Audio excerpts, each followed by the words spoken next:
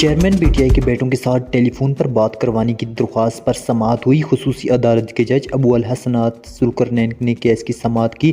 وقفے کے بعد سماعت کا آغاز ہوا تو جج ابو الحسنات ذوالقرنین نے کہا کہ ایس او پیز آ گئے ہیں جن کے مطابق ملزم کو بات کرنے کی اجازت نہیں، میں پھر بھی جیل مینیو کے مطابق ٹیلی فونک گفتگو کے معاملے کو دیکھ لیتا ہوں۔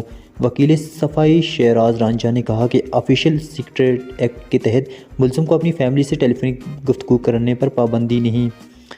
پرزنر رولرز کے مطابق 12 گھنٹے اہلیہ اور بچوں سے جیل میں ملاقات کروانے کی اجازت ہے۔ دیگر ملزمان کو ٹیلی فونک گفتگو کروانے کی بالکل اجازت ہے۔ جج ابو الحسنات ذوالقرنین نے کہا کہ مجھے جیل مینیو میں بیرون ملک بات کرنے کی اجازت تحریر دکھا دیں۔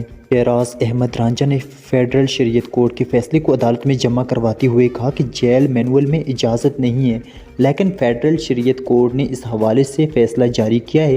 جج نے کہا میں آپ کے حق میں کہہ رہا ہوں، میں ٹیلی فونک گفتگو کی اجازت دے دیتا ہوں۔